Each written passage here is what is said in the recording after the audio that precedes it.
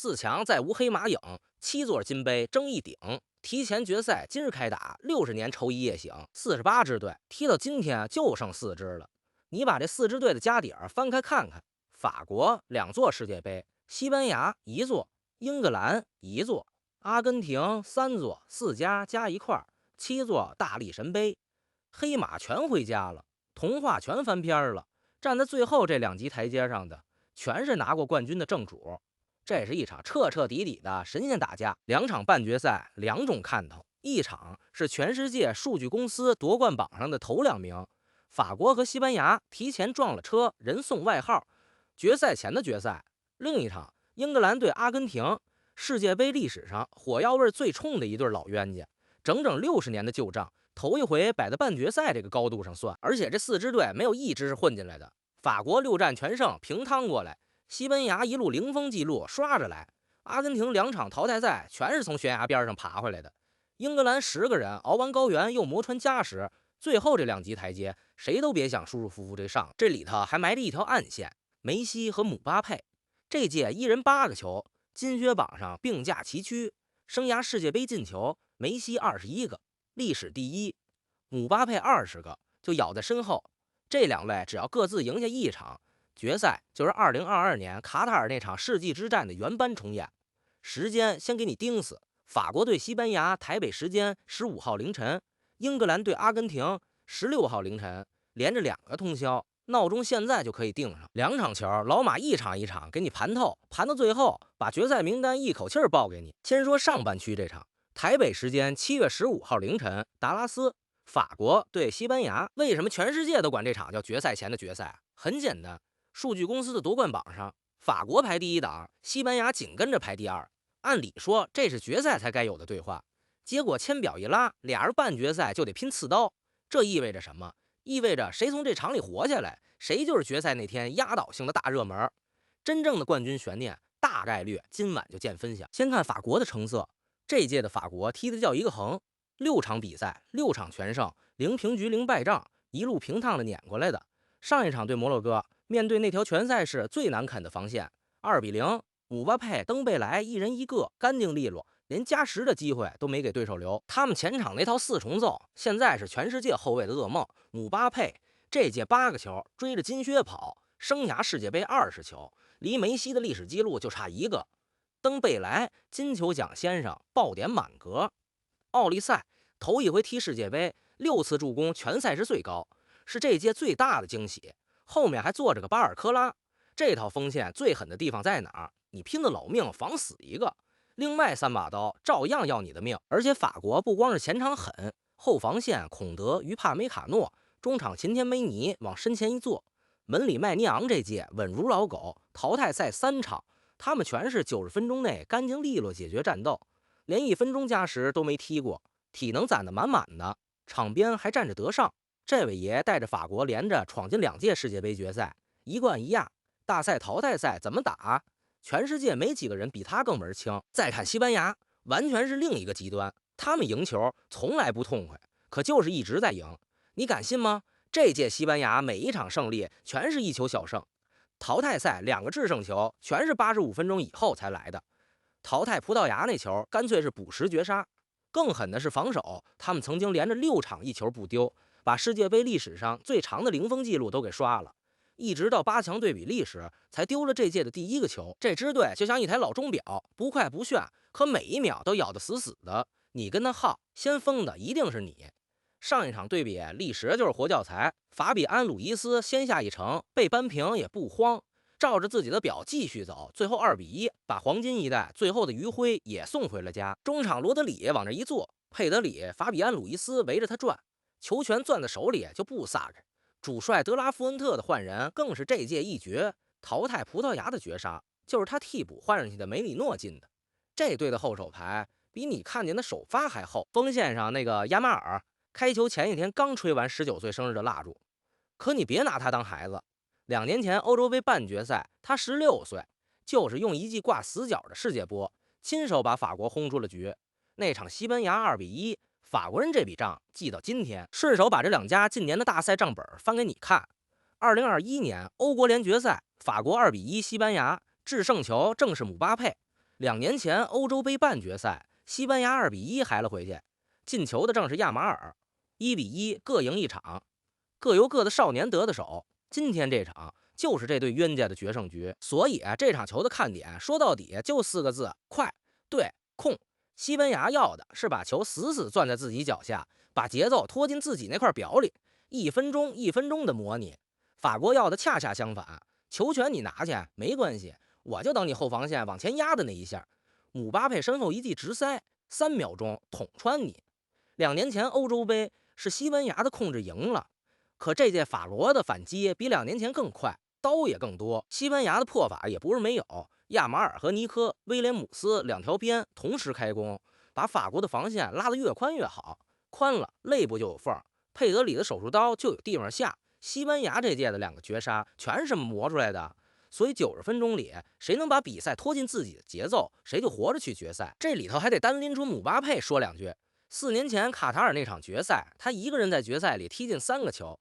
世界杯决赛帽子戏法，上一个干成这事儿的人还在黑白电视时代，可就这样，金杯还是从他手边溜走了。点球大战，他眼睁睁看着阿根廷人满场狂欢。那年他23岁，全世界都说他的时代马上就来。4年过去，他27岁，正是一个前锋一生里最锋利的年纪。生涯20个世界杯进球，就压在梅西的记录后头。这一届就是他从接班人变成王的加冕礼，而挡在加冕路上的头一个就是西班牙，而西班牙图的比一座金杯还大。2年前他们刚拿了欧洲杯，要是这届再把世界杯捧回家，欧洲杯加世界杯背靠背，那就是照着2008到2012年那支传控王朝的旧路重新走一遍。上一支干成这事儿的，恰恰就是他们自己的前辈，库巴西、佩德里、亚马尔这批人，最大的才20出头。一旦这届登顶，接下来10年，全世界都得看他们的脸色。所以这场球两边都输不起。法国输了，姆巴佩的加冕再等4年；西班牙输了，王朝的头一块砖就没砌上。老马的判断，数据公司给法国的赢面60%不到，几乎就是5-5开。这是4强2场里最难下嘴的一场。但老马战法国，理由3条：第一，西班牙每场只赢1个球，容错太薄了。这种惊险的赢法，碰上法国这种一次反击就能要命的队，仗迟早要出。第二，法国6战全胜的势头，加上4把尖刀轮着捅，你不可能90分钟全防住。第三，还有2年前欧洲杯半决赛被小孩绝杀的那口气，法国人憋到今天了。当然，话得说软一点，西班牙那台机器要是真能再稳90分钟，把节奏彻底攥死，老马认栽也心服口服。这场球别眨眼，顺嘴插一句。看到这儿，你要是觉得老马盘的还算明白，右下角点个订阅，4强决赛最后这3场球，老马一场不落，陪你盘到大力神杯升起来那一刻。下半区这场，台北时间7月16号凌晨，亚特兰大，英格兰对阿根廷。这一场得先把历史翻开讲，因为在世界杯的账本上就没有比这2家更深的仇。第一笔账，1986年墨西哥城，4分钟之内，马拉多纳干了2件足球史上最有名的事。先是跳起来用手把球捅进了英格兰的大门，主裁判愣是没看见，这就是上帝之手。紧接着他又从自己半场带球，连过5名英格兰球员，晃倒门将推射空门，这球后来被评为世纪进球。一只手一双脚，天使和魔鬼在4分钟里全让一个人演完了。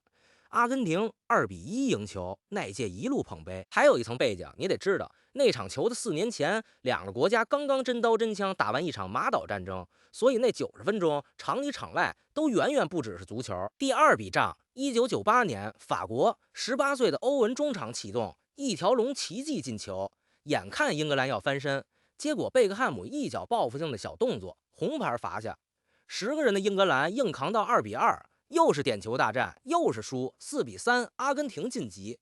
贝克汉姆回到英国，成了全民公敌，连他的人偶都被球迷挂起来烧。第三笔账，2002年日韩小组赛狭路相逢，还是贝克汉姆亲手把一记点球砸进阿根廷大门，1-0，4年的骂名，他用一脚点球讨了回来。40年，3笔账，你来我往。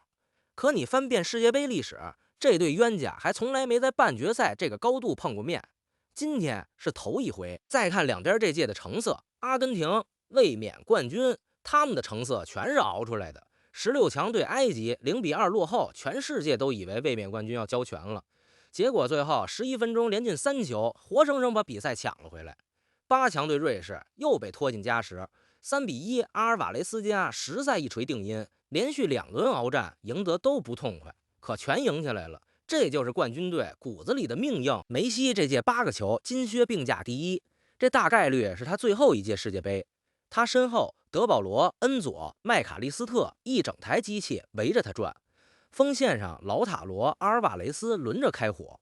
主帅斯卡洛尼这套班底最值钱的地方是他们队怎么赢下一场必须赢的球这件事儿，已经形成了肌肉记忆。2年前在卡塔尔，这批人就是这么一场一场咬着牙走到最后，再赢2场，梅西就能干成贝利那支巴西之后60多年没有任何人干成的事儿。卫冕英格兰呢，老马跟你说句实话，这届的英格兰跟往年那个雷声大雨点小的三狮不太一样了，变量就一个名字，贝林厄姆。16强对墨西哥98秒之内头锤2响，8强对挪威又是2个球，制胜那季军在加时赛，连续2场淘汰赛把全队从悬崖边上拽回来。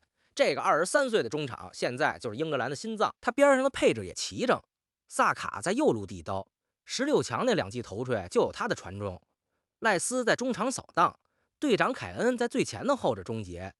门里的皮克福德这届几场神扑，把好几个该丢的球都摁在了门线上。场边压阵的还是那位德国教头图赫尔，让一个德国人带英格兰冲世界杯，这事儿本身就够英国媒体炒3年。可你不得不服，德国人最懂大赛淘汰赛这门手艺，他要的就是一套又快又直、不跟你多废话的打法。这届英格兰赢得都费劲，10个人熬过墨西哥，加时磨掉挪威，可淘汰赛的脏活累活他们全干下来了。3届世界杯第2次杀进4强，而那座金杯他们从1966年之后整整60年再没摸过。还有2个人的分量得单独过一遍秤，一头是梅西，39岁，第6届世界杯，从2006年一个18、19岁的毛头小子踢到今天2鬓渐白的队长，这条路他走了20年，这届他还在往前拱，8个球领跑金靴，世界杯历史射手榜第1的记录还在自己手里往高垒。你可以不喜欢阿根廷，但你很难不敬这个人。全世界的球迷都清楚，看他踢世界杯，看一场少一场。另一头是凯恩，英格兰队是头号射手，进球比谁都多，可职业生涯踢到30多岁，一座像样的冠军奖杯都没捧过。俱乐部没有，国家队也没有，对他来说，这届世界杯不光是英格兰60年的等待，更是他自己最后翻身的机会。一个功成名就，只差谢幕演出；一个功亏一篑，只差临门一脚。这2个老男人的心气儿，才是这场球底下真正烧着的火。这场的胜负手，老马给你摆3本账。第一本体能账，2队都刚打完加时，可阿根廷是连续2轮苦战，后防线的年纪又摆在那儿。英格兰这套又快又直的冲击，专治老后卫的转身。第2本经验账，大赛淘汰赛最后这2级台阶，阿根廷这批人2年前全爬过一遍，闭着眼都知道每一步踩哪儿。英格兰这批人还没上去过。第3本心理账，英格兰背着60年的冠军荒，阿根廷背着卫冕的千斤担，2座大山，就看谁先扛不住。还有一本场外的账，氛围。这届世界杯办在美洲，阿根廷球迷是出了名的疯，成千上万的蓝白远征军一路跟着队伍跑，走到哪儿看台就染成哪儿的蓝白色，鼓声和歌声90分钟不带停的。英格兰球迷倒也是远征的老江湖，可真论把客场唱成主场的本事，这个星球上没几家玩得过阿根廷人。亚特兰大那晚的看台，大概率又是一片蓝白的海。老马的判断，数据公司给阿根廷微弱的倾斜，2家在夺冠榜上几乎并排站着。老马站阿根廷，冠军的底蕴，梅西的存在，还有这支队关键时刻总有人站出来的那股邪性。这股邪性是有前科的。上一届在卡塔尔，他们揭幕战就被沙特爆了大冷，全世界都在写他们的讣告。结果人家从沟里爬出来，一路把金杯捧回了布宜诺斯艾利斯。这种从死人堆里滚过一遍的队，你永远不知道他们的底在哪儿。但老马也把话搁这儿，这届英格兰的成色是老马这些年看过最硬的一批三狮。贝林厄姆要是再来一次2球救主，谁赢了都别喊冤，轻轻压不说死。对了，还有一笔账更早，1966年英格兰自己家门口那届8强就撞过阿根廷，阿根廷队长拉廷被红牌罚下，愣是赖在场上不肯走。赛后英格兰主帅拉姆齐一句话捅了马蜂窝，说阿根廷人踢得像动物。那届英格兰夺了他们唯一一座世界杯，可这句话阿根廷人记了60年，所以你看，从66年结的梁子，到86年那只手，再到98年那张红牌，02年那记点球，整整60年，两家的账本就没合上过。还有一个谁都不敢忽略的 X 因素，点球，真要90分钟加时都分不出胜负。阿根廷门里站着的可是大马丁，2年前那届就是他在点球大战里2度封神，把阿根廷一路扑进了冠军领奖台。而英格兰的点球往事就不劳老马再翻旧账了吧？真到那一步，心里的天平朝哪边歪，你心里有数。看点给你收个尾，这一头是39岁的梅西，旧王最后的远征；那一头是23岁的贝林厄姆，新王最凶的獠牙。16岁的年纪差，两代人的正面对话，就在亚特兰大这一夜。2场半决赛踢完，决赛的对阵才算真定下来。老马的名单前面交了底，法国、阿根廷，可球还没踢，4种组合眼下都还活着。老马挨个给你摆一摆，每一种都够单拍一部电影。第一种也是全世界呼声最高的，法国对阿根廷。前面聊姆巴佩的时候说过，4年前卡塔尔那场决赛，他一个人戴了顶帽子，都没能从梅西手里抢下金杯。4年后，要是这俩在决赛再撞上，就是原班人马，重开一局。梅西21个世界杯进球，姆巴佩20个，历史射手王的王座，加上金靴的悬念，可能就在这90分钟里当面清算。一个夺冠榜头名，一个卫冕冠军，这剧本编剧都不敢这么写。第二种最有故事的，西班牙对阿根廷，说白了就是梅西对亚马尔，一个输，一个当年被他洗过澡的值。19年前，巴萨给联合国儿童基金会拍慈善月历，20岁的梅西给一个刚6个月大、家里中了慈善抽签的娃娃，在一个塑料盆里洗了个澡，盆里那个娃娃就是亚马尔。梅西当年那盆水浇下去的时候，绝想不到19年后会在世界杯决赛的赛场上跟这娃娃正面撞。第三种火药味最冲的，英格兰对法国，这俩要在决赛碰上，那就不只是足球了。英格兰跟法国打从中世纪那场打了100多年的百年战争起，隔着一条英吉利海峡掐了好几百年，搬到绿茵场上就是又快又直的三狮撞上哀兵复仇的高卢雄鸡，谁赢都得掀翻半个欧洲。第四种新仇加旧恨，英格兰对西班牙，这就是2年前欧洲杯决赛的原样重演。那一场西班牙2-1，奥亚萨瓦尔第86分钟一脚绝杀，把英格兰的冠军梦又往后推了一回。这回要是搬到世界杯决赛，英格兰憋着一口气想讨回来，西班牙要是再赢，欧洲杯加世界杯背靠背，新王朝就算盖了章。4种组合，老马自己压。第一种，法国、阿根廷，法西战法国，英阿战阿根廷，凑一块儿，正好就是卡塔尔那场世纪决赛。4年之后再演一回，当然球是圆的。西班牙那台钟表机器，贝林厄姆那口60年的气，谁把这剧本掀了，老马也认。所以最后老马问你一句，这4种决赛你最想看哪一种？是英格兰对法兰西的百年战争，是阿根廷对西班牙梅西碰上他当年洗过澡的亚马尔那出叔侄内斗，是英格兰对西班牙的欧洲杯决赛复仇，还是大家最期待的那一种法国对阿根廷，姆巴佩青年称王，还是梅西卫冕功成身退？评论区告诉老马，你最期待哪一场？踢完了咱们一块儿对。想跟着老马把最后这3场球盘到金杯升起的，点个订阅，开个铃铛，新视频一发，你头一个知道。我是第一次看球的老马，咱们下一场见。